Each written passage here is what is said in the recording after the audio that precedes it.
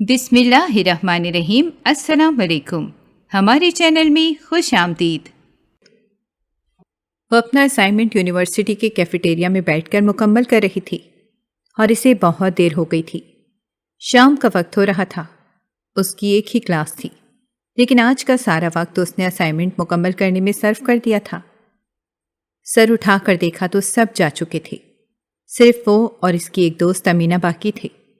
وہ تھک چکی تھی، اسی لیے بیگ بند کر کے اپنا بیگ کندھے پر لٹکایا تھا۔ چلو یار، بہت ہو گیا، اب باقی کام گھر جا کر مکمل کریں گے۔ اس وقت شام کے 7 بج رہے ہیں، امی بہت فکر مند ہو رہی ہوں گی۔ اس نے گھڑی پر نظر ڈالتے ہوئے کہا تھا اور جانے کے لیے قدم بڑھا دیے تھے۔ 1 منٹ رکو، میں کچھ کھانے پینے کا انتظام کر لوں، بہت بھوک لگ رہی ہے۔ امینہ نے اسے جانے کا کہہ کر دوبارہ کیفیٹیریا میں قدم رکھا تھا۔ وہ اس کے انتظار میں آگے آئی تھی اور یونیورسٹی کے لان میں سست روی سے چل رہی تھی، بار بار گھڑی پر نظر دوڑا رہی تھی۔ اسے پتا تھا کہ امینہ پورے 15 منٹ لگائے گی۔ وہ اسی طرح کھانے پینے کے معاملے میں سوچ سمجھ کر خریداری کرتی تھی۔ اب آپ ہی جاؤ، کہاں رہ گئی ہو؟ جیسے ہی اس نے اندر جانے کے لیے قدم بڑھائے تھے، اسے اپنے سر پر کسی گہری چوٹ کا احساس ہوا تھا۔ اس سے پہلے کہ وہ پیچھے مڑ کر دیکھتی، کسی نے اس کے منہ پر ہاتھ رکھ کر چیخ مارنے سے روک دیا تھا۔ وہ اپنا پورا زور لگا رہی تھی، اپنے آپ کو چھڑانے کی کوشش کر رہی تھی، لیکن اس کی ہمت جواب دے گئی تھی۔ مقابل جو کوئی بھی تھا بہت زیادہ طاقتور تھا اور اس کے سامنے اس کی ساری طاقت صفر کے برابر تھی۔ چھوڑو چھوڑو، مجھے کیا کر رہے ہو؟ جانے دو، کون ہو تم؟ وہ دبے دبے غصے سے اپنے منہ سے ہاتھ ہٹا کر بار بار کہہ رہی تھی، لیکن مقابل بھی سخت تھا۔ اسے جھٹکے سے کھینچتے ہوئے گاڑی میں لا کر دھکا دے دیا تھا۔ اس نے مڑ کر جیسے ہی دروازہ کھولنا چاہا تھا، دروازہ آٹومیٹک بند ہو گیا تھا۔ چھوڑو، مجھے جانے دو، کون ہو تم؟ کیوں یہاں لے کر آئے ہو مجھے؟ وہ اب روحان سی ہو گئی تھی، خوف اس کی آنکھوں میں واضح طور پر نظر آ رہا تھا۔ گڈ ایوننگ، بھاری گھمبیر آواز میں کہتے ہوئے اس نے کسی کو سنا تھا تو فوراً ہی گردن موڑ کر ڈرائیونگ سیٹ پر موجود شخص کو دیکھا تھا اور اپنی جگہ پر ہی اچھل پڑی تھی۔ تم نے یہ سب کیا؟ تم جیسے بدماش، بدتمیز، بدلحاظ انسان سے میں اسی قسم کی توقع کر سکتی ہوں؟ اس کے سامنے ساحل موجود تھا، جو اطمینان سے گاڑی چلا رہا تھا اور اس کے اتنے سارے القابات کے باوجود بھی چہرے پر مسکراہٹ برقرار تھی۔ تم نے یہ سب کیوں کیا؟ تم جانتے بھی ہو کہ اب تمہیں کوئی بھی فائدہ حاصل نہیں ہونے والا۔ تمہارے سارے خواب میں نے چکنا چور کر دیے ہیں۔ امبریش بھی اپنے نام کی ایک ہی تھی، سارا ڈر خوف جیسے ہوا ہو گیا تھا۔ اسے خود پر بھرپور یقین تھا کہ اب سامنے بیٹھا شخص اس کا کچھ بھی نہیں بگاڑ سکتا تھا۔ دیکھو، مجھے بہت زیادہ پرسکون انداز میں گاڑی چلانا پسند ہے، تمہاری چیخ چیخ کی وجہ سے میرے سر میں درد ہونے لگا ہے۔ اس نے انتہائی لاپرواہی سے کہہ کر اسے خاموش رہنے کا اشارہ کیا تھا۔ تو میں نے تمہیں نہیں بولا کہ مجھے اغوا کرو، تم نے خود اغوا کیا ہے، اب بھگتو۔ امبریش نے سینے پر ہاتھ لپیٹ کر گاڑی سے باہر نظر جما دی تھی۔ وہ بالکل نڈر اور بے خوف نظر آ رہی تھی، لیکن اسے نہیں معلوم تھا کہ آگے اس کے ساتھ کیا کچھ ہونے والا ہے اور وہ اپنی قسمت پر رونے والی ہے۔ تم نے یہ سب کیوں کیا ہے؟ آخر تمہارا مقصد کیا ہے؟ وہ پھر سے مڑ کر اس سے پوچھنے لگی تھی۔ میرا مقصد تم اچھی طرح جانتی ہو، تم نے جس طرح مجھ سے دھوکے بازی کی ہے، اس کا خمیازہ تمہیں بھگتنا ہوگا۔ اب ساحل کی آواز میں پتھر کی سختی تھی۔ تم کچھ بھی نہیں کر سکتے، تم میرا کچھ بھی نہیں بگاڑ سکتے۔ میں شادی شدہ ہوں اور یہ بات اب تمہیں اچھی طرح سمجھ لینی چاہیے۔ امبریش نے انگلی اٹھا کر اسے وارننگ دی تھی۔ ساحل نے ایک نظر اپنی سیٹ پر پیچھے بیٹھے گارڈ پر ڈالی تھی، اسے آنکھوں ہی آنکھوں میں اشارہ کیا تھا۔ اگلے ہی لمحے اس نے امبریش کے ناک پر رومال رکھ دیا تھا۔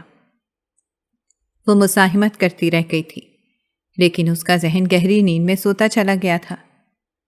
ذہن کے ڈوبنے سے پہلے اس نے ایک جملہ سنا تھا جو ساحل کے منہ سے ادا ہوا تھا۔ اچھا کیا تم نے، تھوڑی دیر اس کا منہ بند ہوگا تو میں سکون سے منزل تک پہنچ سکوں گا۔ عجیب سرپھری سی لڑکی ہے، یہ کہہ کر اس نے سر چھٹک دیا تھا اور امبریش کی قسمت کا فیصلہ دل ہی دل میں کر دیا تھا۔ وہ امبریش کو بتا دینا چاہتا تھا کہ اس کا سارا خوف بہادری جھاگ بن کر بیٹھ جائے گا اور وہ کچھ بھی نہیں کر پائے گی۔ 1 مہینے پہلے، تمہیں پتہ ہے نا مجھے ڈرائیونگ کا کتنا شوق ہے۔ پلیز اپنی گاڑی ڈرائیو کرنے دو نا، اتنا زیادہ دل ہوتا ہے، لیکن امی اپنی گاڑی دیتی ہی نہیں ہیں۔ یہ ابریش تھی جو انتہائی افسوس کے ساتھ کہہ رہی تھی۔ وہ اپنے دوست احمد کو ڈرائیونگ کے لیے اکسا رہی تھی۔ ابریش، تمہیں پتہ ہے نا تمہیں ڈرائیونگ نہیں آتی، ٹھوک دو گی تم۔ احمد نے اسے منع کر دیا تھا۔ اس کے چہرے پر ایک رنگ آ کر گزر گیا تھا۔ احمد نے یہ رنگ دیکھ لیا تھا۔ اچھا ٹھیک ہے، لے جاؤ، لیکن پھر یونیورسٹی واپس لے آنا، یوں نہ کہ ٹھوک دو اور پھر مجھے بسوں کے دھکے کھا کر جانا پڑے۔ احمد نے ہنستے ہوئے اسے خبردار کیا تھا۔ اتنی بھی اناڑی نہیں ہوں، چلا لیتی ہوں اچھی خاصی، سمجھے؟ تم زیادہ میرا مذاق نہ اڑاؤ۔ اس نے مصنوعی خفگی سے دیکھ کر منہ پھلاتے ہوئے کہا تھا۔ اچھا آپ سارا دھیان ڈرائیونگ پر رکھنا، آس پاس لوگوں کی ڈریسنگ، کپڑے، جوتے، لباس دیکھنے نہ بیٹھ جانا۔ احمد اسے اچھی طرح جانتا تھا، وہ کس قسم کی کھلنڈر سی لڑکی تھی، اسی لیے اسے ایک بار پھر سے نصیحت کرنا نہ بھولا تھا۔ اوکے بائے، اس نے ہاتھ میں پکڑی چابی اچھال کر گاڑی کی طرف جاتے ہوئے احمد کو کہا تھا۔ دھیان سے، احمد نے پیچھے سے آواز لگائی تھی تو اس نے ہاتھ کے اشارے سے اسے جانے کا کہا تھا اور خود گاڑی میں بیٹھ گئی تھی۔ جانے کیوں سے ڈرائیونگ کا بہت زیادہ دل ہو رہا تھا۔ آج بھی صبح اس نے اپنی امی سے کہا بھی تھا کہ وہ ان کی گاڑی لے جانا چاہتی ہے، لیکن انہوں نے صاف منع کر دیا تھا۔ اب وہ احمد سے ادھار کی گاڑی مانگ کر یونیورسٹی کی سڑکیوں پر یوں ہی تھوڑی دیر گھمانا چاہتی تھی، اپنا دل خوش کرنا چاہتی تھی۔ اور اس کی دوست امینہ بھی نہیں آئی تھی اور کلاس بھی ختم ہو گئی تھی، اسی لیے اس نے یہ نیا بہانہ سوچا تھا خود کو خوش کرنے اور بزی رکھنے کا۔ گاڑی سڑک پر اچھلتی کودتی فل اسپیڈ میں جا رہی تھی کہ اچانک سے بالکل سیدھی سڑک پر ایک سیم سے ٹرک اور اسی کے برابر سے ایک انتہائی برانڈ نیو پجیرو چلتی ہوئی آئی تھی۔ وہ سڑک کافی تنگ تھی، اب صحیح معنوں میں ابریش کا ماتھا ٹھنکا تھا۔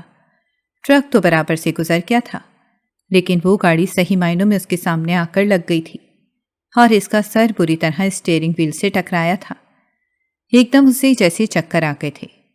وہ گاڑی روک چکی تھی۔ اسے اس شخص پر بے حد غصہ آیا تھا۔ فوراً سے گاڑی سے نکل کر اس نے اس کا شیشہ بجایا تھا۔ ہیلو مسٹر، باہر نکلیے، دیکھ کر گاڑی نہیں چلا سکتے؟ آپ کو اندازہ بھی ہے کہ کتنی مہنگی گاڑی ہے یہ؟ اس کا بس نہیں چل رہا تھا کہ وہ اندر بیٹھے شخص کا گلا دبا دے جو بالکل اطمینان سے اسے دیکھ رہا تھا۔ میڈم، پہلے آپ گاڑی چلانے کے اصول سیکھ لیں۔ انڈیکیٹر کہیں اور کا دے رہی ہیں اور چلا کسی اور طرف رہی ہیں۔ کیا آپ اپنے دماغ سے پیدل ہیں؟ گاڑی سے باہر نکل کر اس شخص نے بھی لگی لپٹی رکھے بغیر اس سے کہا تھا۔ وہ انتہائی خوبصورت اور شاندار پرسنالٹی کا مالک تھا۔ اس نے کوٹ پینٹ پہن رکھا تھا، ہاتھ میں موجود گھڑی اس کی شان و شوکت کا پتہ بتا رہی تھی اور اس کے جوتے اپنی قیمت خود اپنے منہ سے بول رہے تھے۔ ابریش نے ایک نظر اس پر ڈالی تھی اور رخ پھیر لیا تھا۔ انتہائی شاندار شخصیت کا مالک اس کے سامنے کھڑا اس کی بدتمیزی کو برداشت کر رہا تھا، جبکہ غلطی بھی اس کی اپنی ہی تھی۔ دیکھیں، آپ اپنی غلطی پر پردہ مت ڈالیں اور اب آپ مجھے اس کا خرچہ دیں گے جو آپ کی گاڑی سے لگ کر اس کے بونٹ پر ڈینٹ پڑ گیا ہے، وہ آپ ہی پے کریں گے۔ ابریش نے اپنی ازلی ضد کو اس کے سامنے رکھتے ہوئے اس شخص سے کہا تھا جو بغور اس کا جائزہ لے رہا تھا۔ میں آپ کو خرچہ دے دوں گا، لیکن اس شرط پر کہ آپ اپنی غلطی مانیں۔ مجھے خرچہ دینے میں کوئی مسئلہ نہیں ہے، لیکن میں یہ بتاتا چلوں کہ غلطی میری نہیں ہے۔ اس نے میرے پر زور دیتے ہوئے اپنے سینے پر دستک دی تھی۔ جی بالکل، خرچہ بھی آپ دیں گے، اور آپ کو میں یہ بتاتی چلوں کہ غلطی بھی آپ کی ہی ہے۔ وہ بھی کہاں ہار ماننے والی تھی۔ اسی دوران اس شخص نے اپنی کلائی پر بندی گھڑی کی طرف دیکھا تھا، شاید اسے دیر ہو رہی تھی، اور پھر اپنے سامنے کھڑی اصلی ضدی لڑکی کی طرف دیکھا تھا جس کے چہرے پر بال اڑ کر آ رہے تھے اور اس وقت وہ انتہائی خوبصورت اور اپسرا لگ رہی تھی۔ سورج کی روشنی اس کے چہرے پر پڑ کر اس کے نقوش کو ابھار رہی تھی۔ ایک لمحے کے لیے جیسے وہ کھو سا گیا تھا۔ اس نے گاڑی کے ڈیش بورڈ پر رکھی چیک بک اٹھائی تھی، پین کی نوک سے چند ہندسے رگڑے تھے اور پھر چیک پھاڑ کر اس کے حوالے کر دیا تھا۔ گو کہ غلطی آپ کی ہی ہے، لیکن پھر بھی میں ازالہ کر رہا ہوں، یہ احسان ہی سمجھیے، کسی دن ضرور چکانا پڑے گا۔ یہ کہہ کر وہ رکا نہیں تھا، زن سے گاڑی میں بیٹھ کر اسے بھگا کر لے گیا تھا۔ ابریش کا منہ کھلا کا کھلا رہ گیا تھا۔ چیک ہاتھ میں پکڑے اسے دیکھتی ہی رہ گئی تھی۔ یہ کیسا شخص تھا؟ بالکل اس جیسا ہٹ دھرم ضدی اور انا پرست۔ اس نے اسے پیسے تو بھر دیے تھے، لیکن یہ کہہ کر کہ یہ غلطی اس کی تھی۔ ابریش نے پاؤں پٹک کر مائی فٹ بولا تھا اور گاڑی میں بیٹھ گئی تھی اور گاڑی کا رخ موڑ کر یونیورسٹی کے روڈ پر ڈال دیا تھا۔ اب اسے احمد کو بھی وضاحت دینی باقی تھی۔ دوسری طرف اس شخص نے اپنے گارڈ کو فون ملایا تھا۔ فون تھوڑی ہی دیر بعد اٹھا لیا گیا تھا۔ مجھے یونیورسٹی روڈ پر ہونے والے معمولی سے ایکسیڈنٹ کی CCTV فوٹیج چاہیے اور اس لڑکی کے بارے میں تمام معلومات مل جانی چاہیے۔ وہ کون ہے، کیا کرتی ہے، کدھر رہتی ہے، کیا پڑھتی ہے، A to Z سب کچھ مجھے کل ڈیٹیل میں پتہ چل جانا چاہیے۔ یہ کہہ کر اس نے فون بند کر دیا تھا اور گاڑی کے ڈیش بورڈ پر ڈال دیا تھا۔ اس کے دماغ میں اس لڑکی کی آواز بار بار گونج رہی تھی، جو کسی مدھر چشمے کی طرح تھی، بالکل آبشار کی مانند میٹھی سی، اور وہ چاہ کر بھی خود کو اس آواز سے آزاد نہیں کر پا رہا تھا۔ بہرام خان کے 2 بیٹے تھے، امتیاز خان اور ریحان خان۔ ان کی ایک ہی بیٹی تھی، صالحہ خان۔ امتیاز خان اور ریحان خان کی شادی ہو چکی تھی۔ امتیاز خان نے اپنے والد بہرام خان کی پسند سے شادی کی تھی اور ریحان خان نے اپنی پسند سے شادی کی تھی۔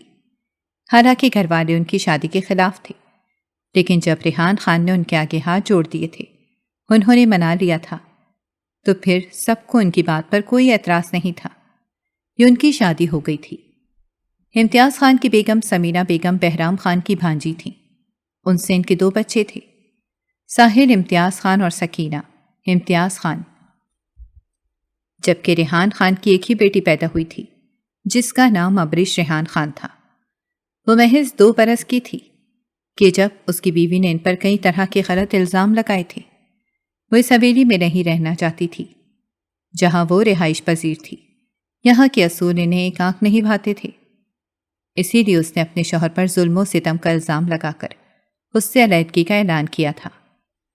ریحان خان ان سے بہت محبت کرتے تھے، اسی لیے انہیں اپنے آپ سے جدا نہیں کر سکتے تھے۔ پھر ان کی 1-2 سال کی بیٹی بھی تھی، جن سے وہ بے حد محبت کرتے تھے۔ بہرام خان نے لاکھ چاہا کہ ان کے درمیان معاملات سدھر جائیں اور وہ ہنسی خوشی ایک دوسرے کے ساتھ رہنے لگیں، لیکن ان کی بیگم کے کچھ اور ہی تیور تھے۔ وہ چاہتی تھی کہ صالحہ کا رشتہ ان کے نکھٹو بھائی سے ہو جائے، جبکہ ریحان خان نے انہیں صاف منع کر دیا تھا۔ اسی لیے انہوں نے یہ واویلا مچایا تھا۔ کسی طور پر امتیاز خان ان کی بیگم اور ان کے بچوں کو برداشت نہیں کر سکتی تھی، جبکہ ریحان خان ان سب سے الگ نہیں ہونا چاہتے تھے کہ انہوں نے خاندان سے باہر شادی کرنے کے موقع پر ان کا بھرپور ساتھ دیا تھا۔ اسی کی وجہ سے ان کی بیگم کلثوم بیگم ان کی زندگی میں شامل ہوئی تھی۔ اب اچانک سے وہ کیسے ان کا خاندان ان کے لیے چھوڑ سکتے تھے؟ اسی بات پر دونوں میں انبن ہو گئی تھی اور ان کی بیوی انہیں چھوڑ کر اپنے میکے آ گئی تھی اور وہاں رہنے لگی تھی۔ امتیاز خان اور ریحان خان نے بچپن سے ہی آپس میں اپنے بچوں کا رشتہ طے کر دیا تھا، لیکن ان کی بیگم کو یہ بات پسند نہیں آئی تھی اور وہ اپنے بچوں کو لے کر یہاں سے چلی گئی تھی۔ ریحان خان اپنی بچی اور بیگم کی یاد میں دن بدن کمزور ہوتے چلے جا رہے تھے، جبکہ دوسری طرف امتیاز خان نے اپنے بیٹے ساحل خان کو بیرون ملک تعلیم کے لیے بھیج دیا تھا اور پورے 2 سال بعد وہ واپس پاکستان لوٹا تھا اور اپنے آبائی کاروبار، جو کہ کپڑوں کے کام پر مشتمل تھا، ان کی کئی میلیں اور فیکٹریاں لگی ہوئی تھیں اور برانڈ کے نام پر وہ کپڑا بیچا کرتے تھے، اسے سنبھالنے کے لیے اس نے کمر کس لی تھی۔ یہ خاندان ایک اچھا خاصا دولت مند خاندان تھا، لیکن ریحان خان کی حالت دیکھ کر کوئی یہ نہیں کہہ سکتا تھا کہ دولت ہی سے انسان سب کچھ حاصل کر سکتا ہے۔ ان کے پاس دولت تھی، سب کچھ تھا، لیکن ان کا سب سے قیمتی رشتہ ان سے جدا ہو گیا تھا، اور وجہ بھی بہت معمولی سی تھی۔ ان کی بیگم اور ان کی بیٹی نے ان سے منہ موڑ لیا تھا، یہاں تک کہ وہ بوڑھے ہو گئے تھے، بچے جوان ہو گئے تھے۔ ان کی بیٹی ابریش 20 سال کی ہو گئی تھی، جبکہ ساحل 25 سال کا ہو گیا تھا۔ امتیاز خان نے ریحان خان سے اس بارے میں بات کی تھی اور کہا تھا کہ اب بھی وقت ہے، جا کر اپنی بیوی اور بیٹی کو منا لاؤ، ان سے معافی مانگ لو۔ بہت عرصہ گزر گیا، اب تم نے بہت اکیلا پن گزار لیا، ہم سے تمہاری یہ حالت نہیں دیکھی جاتی، ایک بار تم کوشش کر لو۔ ویسے بھی صالحہ کی شادی ہو گئی ہے، وہ اپنے گھر میں خوش ہے، لیکن اس کی وجہ سے تم دونوں نے اپنے گھر میں دراڑ ڈال دی ہے۔ اور اپنے رشتے کو خراب کر دیا ہے۔ تب ریحان خان نے سب کے سامنے اعلان کیا تھا کہ وہ اپنی بیٹی کے ولی ہیں اور وہ امتیاز کے بیٹے ساحل خان سے اس کا رشتہ طے کرنے جا رہے ہیں۔ جلد ہی ان دونوں کی شادی ہو جائے گی۔ ان کی یہ بات سن کر سب لوگوں کو سانپ سونگھ گیا تھا کہ یہ کیسے ممکن ہو سکتا ہے، لیکن انہیں اپنے بھتیجے ساحل خان پر یقین تھا۔ وہ سب کچھ حاصل کر سکتا تھا۔ ان کا یہ انتہائی گھمبیر معاملہ بھی، جس میں انا پرستی کے سوا کچھ بھی نہیں تھا، بس کلثوم بیگم کے اندر ایک انا کا بھوت سوار تھا جسے اب ٹوٹ جانا چاہیے تھا۔ کیا واقعی وہ ٹوٹ جائے گا یا یہ کہانی کوئی اور رخ لے گی؟ ابریشاد یونیورسٹی نہیں گئی تھی اور اس کے فون پر بار بار بیل بج رہی تھی۔ اس کی طبیعت آج کچھ خراب سی تھی اور اس نے یونیورسٹی سے چھٹی لی ہوئی تھی۔ کیا مصیبت ہے، کون بار بار فون کیے جا رہا ہے؟ اس کی ممانی اس کے لیے سوپ لے کر آئی تھی کہ اپنے فون کو بجتے دیکھ کر وہ چلا اٹھی تھی۔ اٹھا لو، دیکھ لو، کوئی دوست ہوگی، ممانی کہہ کر کمرے سے نکل گئی تھی اور اس نے انتہائی بے دلی سے فون اٹھا لیا تھا۔ یہ انجان نمبر تھا۔ Hello, Abrish speaking. Hello to Sahil Imtiaz Khan speaking. یہ نام سنتے ہی اس کے ہاتھ سے سوپ کا پیالہ چھوٹ کر گر گیا تھا۔ وہ اس نام کو کبھی بھی نہیں بھول سکتی تھی۔ اس کی والدہ کلثوم بیگم نے اسے بتا دیا تھا کہ اس کے والد ایک انتہائی ظالم انسان تھے۔ انہوں نے اس پر انتہائی ظلم و ستم کر کے گھر سے نکال دیا تھا اور بچپن ہی سے اس کا رشتہ اپنے بھتیجے ساحل امتیاز خان کے ساتھ طے کر دیا تھا۔ اس بات کے خلاف انہوں نے اپنے شوہر سے علیحدگی اختیار کی ہوئی ہے اور آج تک علیحدہ رہ رہی ہیں۔ اپنی ماں کی زبانی یہ بات سن کر اسے دھچکا لگا تھا۔ یہ اس کے ذہن میں بہرام خان کے بارے میں انتہائی غلط بات ہے۔ بچپن ہی سے اس کے ذہن میں بہرام خاندان کے بارے میں انتہائی غلط بات بچپن سے ہی بٹھا دی گئی تھی۔ ساحل کا نام تو اسے بچپن سے ہی ازبر کروا دیا تھا، لیکن وہ کبھی اپنے وہم میں بھی یہ تصور نہیں کر سکتی تھی کہ ساحل اسے اچانک کیوں فون کرے گا۔ اسے اس کا نمبر کہاں سے ملا اور وہ اسے کیسے جانتا ہے؟ بہت سے سوالات ایک ساتھ اس کے ذہن میں طوفان کی مانند چلنے لگے تھے۔ آپ کون ہیں؟ اس نے سرل سے جھوٹ بولا۔ اچھا، تو گویا میں آپ کو نہیں یاد ہوں کہ میں کون ہوں؟ اس کے لہجے میں طنز چھپا ہوا تھا۔ جی، اسی لیے پوچھ رہی ہوں۔ اس نے حتی اور امکان اپنے لہجے کو نارمل رکھنے کی کوشش کی تھی، لیکن وہ اس کوشش میں ناکام رہی تھی۔ سختی اس کے لہجے میں واضح تھی۔ وہ اپنی ماں کی طرح ان سے ڈر کر نہیں رہنا چاہتی تھی۔ وہ دو بدو جواب دینا چاہتی تھی۔ ٹھیک ہے، میں آپ کو یاد دلاتا ہوں۔ یاد ہے اس دن یونیورسٹی روڈ پر جس گاڑی کو آپ نے ٹھوکا تھا اور زبردستی خرچہ بھی لیا تھا؟ یاد آیا آپ کو یا کچھ اور بھی یاد دلاؤں؟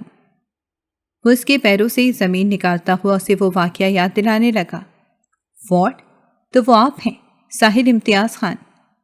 اس کے چہرے پر پسینے آنے لگے تھے، جسے صاف کرتے ہوئے اس نے اپنے لہجے کو نارمل رکھنے کی کوشش کی تھی۔ ابھی تو آپ نے کہا آپ مجھے جانتی نہیں، پھر آپ کو میرا نام اتنی جلدی، وہ بھی بالکل پرفیکٹ کیسے یاد آ گیا؟ لگتا ہے آپ مجھے بہت پہلے سے جانتی ہیں اور بہت اچھی طرح جانتی ہیں۔ اس نے مسکرا کر گھمبیر لہجے میں کہتے ہوئے اس کے چھکے چھڑا دیے تھے۔ آپ کسی غلط فہمی کا شکار نہ ہوں، میں آپ اور آپ کے خاندان کے بارے میں سب کچھ بہت اچھے طریقے سے جانتی ہوں۔ وہ کہاں چپ رہنے والی تھی؟ اس کی رگوں میں بھی وہی خون دوڑ رہا تھا جو ساحل کی رگوں میں اس وقت موجود تھا۔ اوہ، تو یہ بات ہے۔ ویسے میں نے آپ کو ایک بات بتانے کے لیے فون کیا ہے۔ دراصل کیا ہے نا کہ ہم دونوں کی شادی طے ہو گئی ہے اور اس شادی میں آپ بھی انوائٹڈ ہیں۔ آپ ضرور آئیے گا۔ ویسے بھی آپ کے بغیر تو یہ شادی ہوگی نہیں، اسی لیے تیار رہیے۔ کسی بھی وقت آپ کو دلہن بنا کر آپ کے گھر سے لے جاؤں گا۔ اس کے لفظ ابریش کے سر پر ہتھوڑے کی مانند برس رہے تھے اور وہ بالکل ساکت اور اسے سن رہی تھی۔ فون اس کے ہاتھ سے چھوٹ کر گر گیا تھا۔ وہ بالکل چپ ہو گئی تھی، کچھ بھی نہ بول پائی تھی۔ کیا ہوا ابریش؟ کب سے کس سے باتیں کر رہی ہو؟ کب سے آوازیں دے رہی ہوں؟ آجا کھانا کھا لو۔ اور یہ سوپ کا پیالہ کیوں گر گیا ہے؟ کلثوم بیگم اندر آئی تھیں تو اسے بت بنا دیکھ کر ان کی نظریں زمین پر پھیلے سوپ پر پڑی تھیں۔ وہ اسے ڈانٹ رہی تھیں۔ کیا ہو گیا؟ کس کا فون تھا؟ وہ اپنی جگہ جم گئی۔ کچھ تو بولو۔ ساحل امتیاز خان کا فون تھا، کہہ رہا تھا ہماری شادی طے ہو گئی ہے۔ وہ بالکل کسی روبوٹ کی طرح اپنے ہونٹوں کو حرکت دے کر اپنی ماں کو یہ خبر سنانے لگی تھی۔ کیا کب آیا فون؟ کیا کہا اس نے؟ کلثوم بیگم بھی حیران رہ گئی تھیں۔ انہیں اپنے دل کی دھڑکن ایک دم سے بڑھتی ہوئی محسوس ہوئی تھی۔ امی، میں اس خاندان میں کیسے جاؤں گی؟ امی کچھ کریں ورنہ میں مر جاؤں گی۔ میں اس خاندان میں ہرگز نہیں جانا چاہتی جہاں آپ پر اتنا ظلم و ستم ہوا۔ اور اب وہ مجھے فون پر دھمکیاں دے رہا تھا، کہہ رہا تھا کسی بھی وقت دلہن بنا کر لے جاؤں گا۔ انتہائی تیزی سے اپنی ماں کو جھنجھوڑ کر رو رہی تھی۔ اس کی آنکھوں سے آنسو نکل رہے تھے اور اس کی والدہ نے اسے اپنے سینے میں چھپا لیا تھا۔ اب وہ اسے کس طرح بتاتی کہ وہ بھی زندگی کی اس بے نام جنگ کو لڑتے لڑتے تھک چکی تھی اور اپنے شوہر ریحان خان کے پاس واپس جانا چاہتی تھی۔ لیکن انہوں نے جو غلط پٹیاں ابریش کو پڑھائی ہوئی تھیں وہ کسی طور پر بھی اب ان کی نہیں ماننے والی تھی۔ اس لیے کلثوم بیگم نے خاموشی سے رونے دیا تھا اور اسے کسی قسم کی تسلی نہیں دی تھی کہ وہ جانتی تھی کہ بہرام خاندان کے سامنے ان کی ایک نہیں چلنے والی اور ابریش کی قسمت کا فیصلہ ہو چکا ہے۔ وہ اس وقت نہا کر باتھ روم سے نکلا تھا اور گیلے بالوں کو تولیے سے خشک کر رہا تھا جب اس کے موبائل کی گھنٹی بجی۔ اس نے فون اٹھا کر دیکھا تو ایک لمحے کے لیے جیسے پتھر کا ہو گیا تھا۔ اسکرین پر ابریش اور اس کے کلاس فیلو احمد کی تصویر جگمگا رہی تھی۔ ابریش دلہن بنی ہوئی تھی اور احمد دولہا بنے ایک دوسرے کو محبت کی نظر سے دیکھ رہے تھے۔ نیچے ابریش نے لکھا تھا، وہ مبارکباد نہیں دو گے؟ تمہاری دلہن تم سے پہلے کسی اور کی دلہن ہو گئی اور تمہیں پتہ بھی نہ چلا۔ #وکٹری #شادی #ابریش احمد۔ یہ تصویر دیکھتے ہی ساحل کے حواس کام کرنا چھوڑ گئے تھے۔ اس کے چہرے پر سرخی چھا گئی تھی، آنکھیں سرخ انگارہ ہو رہی تھیں۔ یہ نہیں ہو سکتا، تم مجھے کسی طور پر بھی شکست نہیں دے سکتی۔ تم نے میری منگ ہوتے ہوئے اتنا بڑا فیصلہ کیسے لے لیا؟ میں تمہیں کبھی معاف نہیں کروں گا۔ ابریش، اس کا خمیازہ تمہیں ضرور بھگتنا پڑے گا۔ اس نے خود کلامی کرتے ہوئے زور سے موبائل زمین پر دے مارا تھا۔ وہ 2 ٹکڑے ہو گیا تھا۔ اس نے فوراً سے کپڑے بدلے تھے اور انتہائی تیزی سے گھر سے باہر نکل گیا تھا۔ اسے اس قدر تیزی میں نکلتا دیکھ کر سب نے محسوس کیا تھا اور سمجھ گئے تھے کہ کوئی غیر معمولی واقعہ پیش آ گیا ہے، لیکن کیا یہ کسی کو بھی معلوم نہیں تھا۔ وہ انتہائی ریش ڈرائیونگ کرتے ہوئے یونیورسٹی پہنچ گیا تھا اور اسے یونیورسٹی کی کیفیٹیریا میں باتیں کرتی نظر آ گئی تھی۔ اس نے فون اٹھایا تھا، فون ملایا تھا، چند ضروری ہدایتیں دی تھیں اور کنکھیوں سے اس جگہ کو دیکھتا ہوا اپنی گاڑی میں ہی بیٹھا رہا تھا۔ اور اس کا بس نہیں چلا تھا کہ وہ ابریش کو اس وقت کچا چبا جائے۔ اس نے اتنا بڑا فیصلہ کیسے لے لیا تھا؟ لیکن وہ اسے بتانا چاہتا تھا کہ وہ کتنی غلط ہے، وہ خود کو کتنا ہی مضبوط کیوں نہ ظاہر کر لے، کبھی بھی ساحل امتیاز خان کے فیصلے کے آگے نہیں ٹک سکتی۔ تھوڑی ہی دیر بعد اس کا گارڈ اسے کھینچ کر لے کر آتا ہوا گاڑی میں دھکا دے کر بٹھا گیا تھا۔ Good evening. ساحل نے اسے اپنے لہجے سے کسی طور پہ ظاہر نہیں ہونے دیا تھا کہ وہ کس قدر غمگین، دل گرفتہ اور غصے میں ہے۔ تم کچھ بھی کر لو، اب تم میرا کچھ نہیں بگاڑ سکتے، میں شادی شدہ ہو چکی ہوں۔ اس نے ایک شان بے نیازی سے کہتے ہوئے اپنا سر چھٹک کر دوسری طرف دیکھنا شروع کر دیا تھا۔ وہ اور بھی بہت کچھ کہہ رہی تھی، لیکن اس کی باتیں ساحل امتیاز علی خان کے دل پر چھریاں چلا رہی تھیں۔ وہ مزید برداشت نہیں کر سکتا تھا۔ گارڈ کو اشارہ کیا تھا کہ وہ اسے بے ہوش کر دے، اور اس نے اسے بے ہوش کرنے کے لیے اس کی ناک پر رومال رکھ دیا تھا۔ وہ بے ہوش ہو چکی تھی، لیکن اس کے خاموش ہونے کے باوجود بھی اس کے دل پر برپا ہونے والے طوفان کو کوئی نہیں روک سکا تھا۔ انتہائی تیز رفتاری سے گاڑی چلاتے ہوئے فارم ہاؤس پہنچ گیا تھا۔ اس نے سارے انتظامات کر لیے تھے، اب وہ اس کے ہوش میں آنے کا انتظار کر رہا تھا۔ چند لمحے بعد وہ کسمسائی تھی اور جیسے ہی اٹھ کر کھڑی ہوئی تھی، اپنے سامنے ساحل کو دیکھ کر وہ اپنے حواس کھو بیٹھی تھی۔ تم مجھے یہاں کس مقصد سے لے آئے ہو؟ وہ زور سے چلائی تھی۔ میں جانتی ہوں تمہیں اور تمہارے پورے خاندان کو اپنی ضد منوانے کے لیے تم ہر حد تک جا سکتے ہو، جس طرح میرے باپ نے کیا، اور اب تم بھی انہی کے نقشے قدم پر چل رہے ہو۔ وہ آوازیں بلند اونچا اونچا بول کر اس کی غیرت کو للکار رہی تھی۔ بس یہیں تک ساحل کی برداشت تھی، اس سے آگے وہ اپنے اور اپنے خاندان کے بارے میں کچھ بھی نہیں سن سکتا تھا۔ خاموش۔ اس نے آگے بڑھ کر ایک زوردار تھپڑ اسے رسید کیا تھا۔ وہ چھل کر پیچھے ہو کر بیٹھی تھی، اپنے چہرے پر ہاتھ رکھے بے یقینی سے اسے دیکھ رہی تھی۔ تم یہی کر سکتے ہو، اپنی طاقت آزما سکتے ہو۔ اس کی آنکھوں میں آنسو بھر آئے تھے۔ تب ساحل کو اپنی غلطی کا احساس ہوا تھا، لیکن وہ چپ رہا تھا۔ مجھے تمہاری بات سننے میں کوئی دلچسپی نہیں ہے۔ خود کو تیار کر لو اور یہ جوڑا پہن لو، آج ہمارا نکاح ہے۔ اس نے لال جوڑا اس کے آگے لہراتے ہوئے اس کے منہ پر دے مارا تھا۔ وہ اپنی جگہ جم سی گئی تھی اور پھٹی پھٹی نگاہوں سے اس کی جانب دیکھنے لگی تھی۔ میں شادی شدہ ہوں، اس نے خوف سے اس کی آنکھوں میں دیکھتے ہوئے بولا۔ وہ سہمی سی خود میں سمٹ رہی تھی۔ ساحل کی آنکھوں میں اسے اچھی طرح محسوس ہو گیا تھا کہ وہ کیا چاہ رہا ہے۔ مجھے پتا ہے۔ جب پتا ہے تو تب بھی گناہ کرنے جا رہے ہو، نکاح پر نکاح کر رہے ہو مجھ سے، اس نے کانپتے لہجے میں اسے کہا تھا۔ ٹھیک ہے، اگر تمہیں یہ اعتراض ہے تو تمہارا یہ اعتراض بھی دور کر دیتا ہوں۔ دوسرے ہی لمحے اس نے فون اٹھایا تھا، فون ملایا تھا۔ سلیم، مس ابریش احمد 1 گھنٹے کے اندر اندر بیوہ ہو جانی چاہیے۔ ان کے شوہر کا نام احمد ہے، زہر خند لہجے میں کہتے ہوئے اس نے ابریش کی طرف دیکھا تھا اور ابریش کے پیروں تلے سے زمین نکل گئی تھی۔ وہ فوراً سے آگے بڑھی تھی، اس کے قدموں میں گر گئی تھی۔ نہیں، پلیز نہیں، اسے کچھ مت کرنا، وہ بے قصور ہے، اس کا کوئی قصور نہیں ہے، اسے مت مارنا۔ وہ اس کے قدموں میں گر کر گڑ گڑا رہی تھی اور احمد کی زندگی کی بھیک مانگ رہی تھی۔ یہ نکاح نہیں تھا، یہ صرف جھوٹ تھا، ڈھونگ تھا، میرا تم سے بچنے کے لیے۔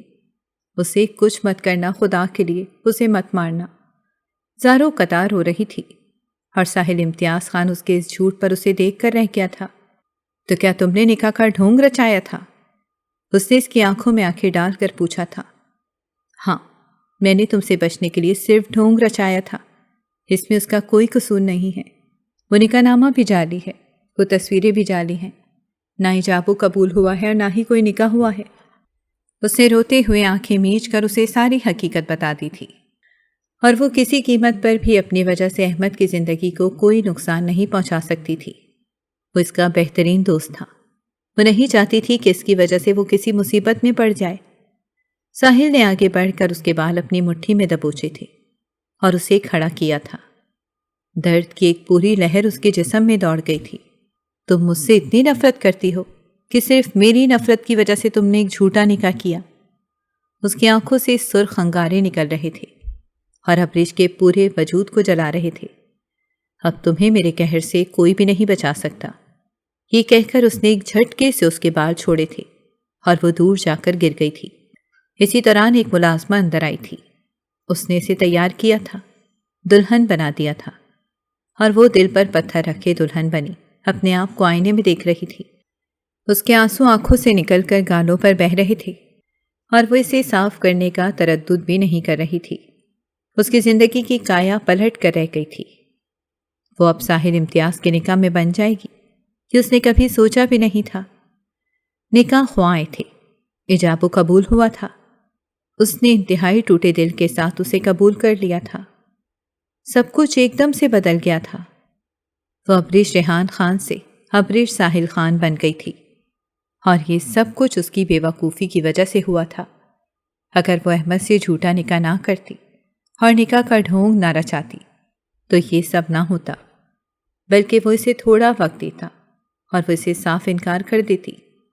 اس کے آگے ہاتھ جوڑ کر کہہ دیتی کہ وہ اس سے شادی نہیں کرنا چاہتی، بلکہ وہ تو اس کے سارے خاندان سے نفرت کرتی ہے۔ لیکن اب کچھ بھی باقی نہیں رہا تھا، سب کچھ ختم ہو گیا تھا۔ نکاح ہوتے ہی وہ باہر چلا گیا تھا اور ملازمہ اسے لے کر گاڑی میں بٹھا گئی تھی۔ ڈرائیور گاڑی چلا رہا تھا، وہ مطمئن سے اپنے موبائل پر مصروف تھا اور ہدایات دے رہا تھا۔ گاڑی ایک بڑی سی حویلی کے سامنے رکی تھی۔ گاڑی کے رکتے ہی پٹاخے پھوڑے گئے تھے اور ابریش شدت نگاہوں سے اپنا یہ استقبال دیکھ رہی تھی۔ ساحل نے اپنے گھر والوں کو علم میں لا کر یہ نکاح کیا تھا، چھپایا نہیں تھا، اور ان لوگوں نے اس کا بھرپور ساتھ دیا تھا۔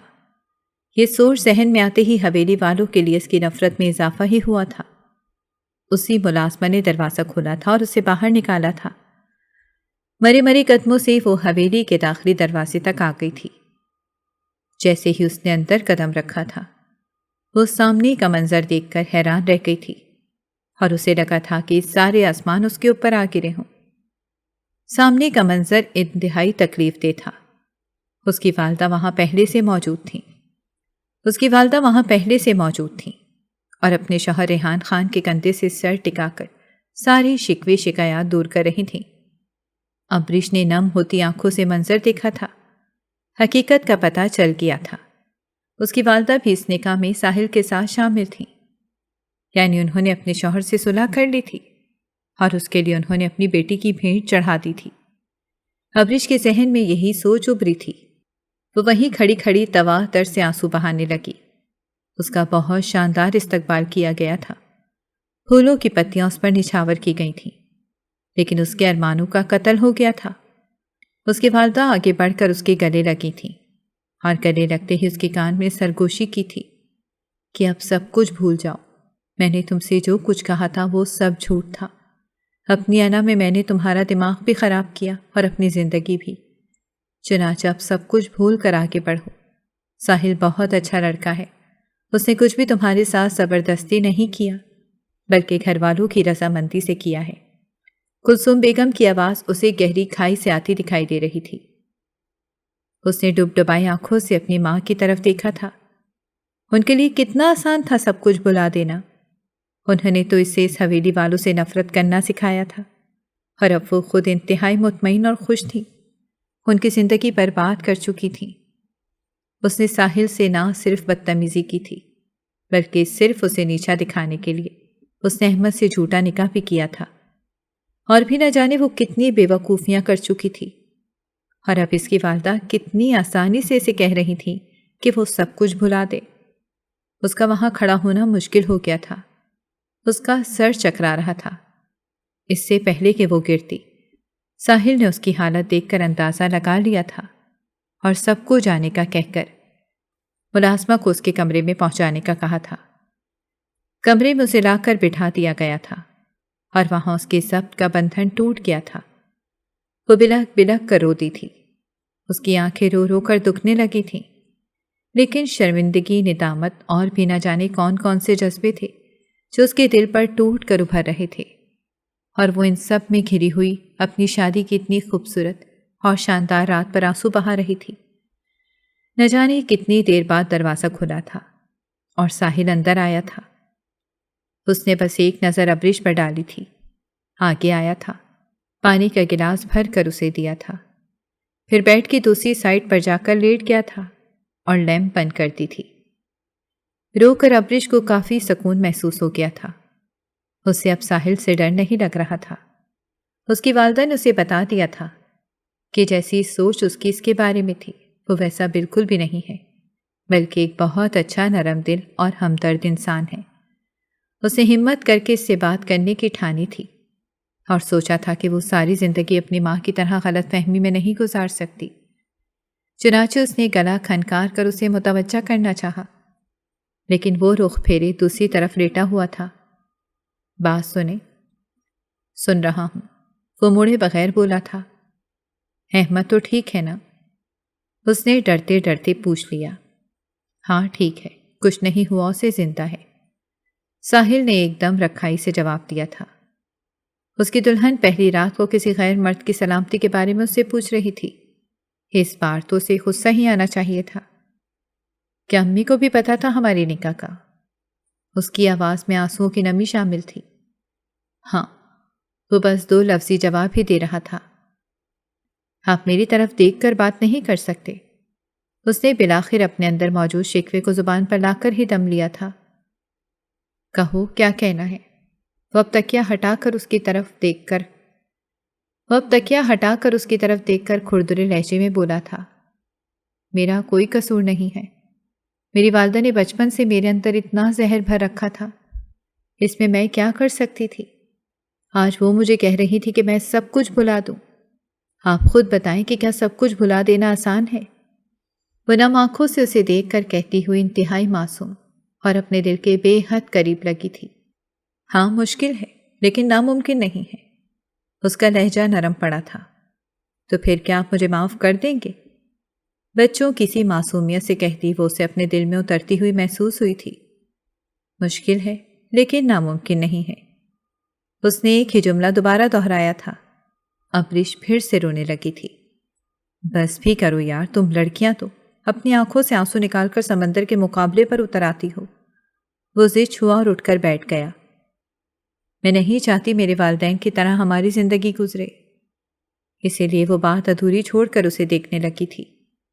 تو کیا تم نے مجھے شوہر کے عہدے پر فائز کر دیا ہے؟ اس کا لہجہ خوشگوار تھا اور آنکھوں سے غصہ غائب ہو چکا تھا۔ مجھے معاف کر دیں، میں نے انجانے میں اتنا بڑا قدم اٹھایا۔ اس کا اشارہ اپنے جھوٹے نکاح کے ڈھونگ پر تھا۔ دیکھتے ہیں، وہ اب اسے چڑھا رہا تھا۔ پلیز تنگ نہ کریں۔ خشک آنکھوں میں پھر سے آنسو بھرنے لگے تھے۔ نو نو نو، ناٹ اگین پلیز۔ اس نے اس کے آگے ہاتھ جوڑ دیے تھے۔ پھر آپ معاف بھی نہیں کر رہے اور رونے بھی نہیں دے رہے۔ وہ پلکیں جھکا کر کہنے لگی، میں تو بس یہ سوچ رہا ہوں کہ کہاں وہ ضدی ہٹ دھرم اور بلا کی انا پرست ابرش اور کہاں یہ ڈری سہمی سی لڑکی۔ ہاؤ کیوٹ نا۔ وہ اب گھٹنوں کے گرد بازو تنگ کیے سے غور سے دیکھ رہا تھا۔ کمرے کی مدھم روشنی میں وہ کوئی اپسرا لگ رہی تھی۔ رونے سے اس کے حسن میں اور نکھار پیدا ہو گیا تھا۔ مجھے ڈر لگنے لگا ہے آپ سے، وہ اب لرزتی پلکوں کے ساتھ کہہ رہی تھی۔ جو محبت کرے اس سے ڈرنا کیسا؟ اس نے آگے کی طرف جھک کر اس کا ہاتھ تھاما تھا اور اپنی جیب سے کنگا نکال کر اس کے ہاتھوں کی زینت بنا دیے تھے۔ ابریش نے شرما کر آنکھیں جھکا لی تھیں۔ پتہ ہے، تمہارا اس طرح ہمارے رشتے کو بچانے کی کوشش کرنا مجھے بہت اچھی لگی۔ اس نے بے اختیار اس کے اس اقدام کو سراہا تھا۔ اسی لیے میں نے فیصلہ کیا ہے کہ… وہ بات ادھوری چھوڑ کر چپ ہو گیا کہ ابریش نے آنکھیں پھیلا کر اسے دیکھا کہ میں اپنی پیاری بیوی کو معاف کر دوں اور انتہائی محبت سے اسے نئے رشتے کا آغاز کروں۔ اسے بتاؤں کہ ساحل نے اس کا کئی سال انتظار کیا ہے اور اب وہ جا کر اسے حاصل ہوئی ہے۔ وہ آگے بڑھ کر اس کا ماتھا چومنے لگا تھا۔ ابریش کے اندر سکون اتر گیا تھا۔ اس نے اپنا رشتہ بچا لیا تھا۔ آپ اتنے اچھے ہیں، مجھے نہیں پتا تھا۔ وہ بچوں کی طرح خوش ہوتے ہوئے بولی تھی۔ اچھا، سچ میں؟ وہ دل کھول کر ہنسا تھا۔ ہاں جی۔ اس کے جواب پر ساحل نے اسے اپنی باہوں میں بھر لیا تھا۔ محبت ان دونوں کو اپنے گھیرے میں لے رہی تھی۔ ابریش کے ایک عقل مندانہ فیصلے سے اس کا رشتہ بچ گیا تھا اور ان دونوں کے درمیان غلط فہمیاں دور ہونے سے محبت کا موسم پروان چڑھ رہا تھا اور دھند کے بادل چھٹ گئے تھے۔ اگر آپ کو ہماری کہانیاں پسند آ رہی ہیں تو ہماری چینل کو سبسکرائب کریں اور بیل آئیکن کو پریس کرنا مت بھولیے گا تاکہ ہماری ہر کہانی آپ تک بر وقت پہنچے، اور کامنٹ باکس میں اپنی رائے کا اظہار کرنا مت بھولیے گا۔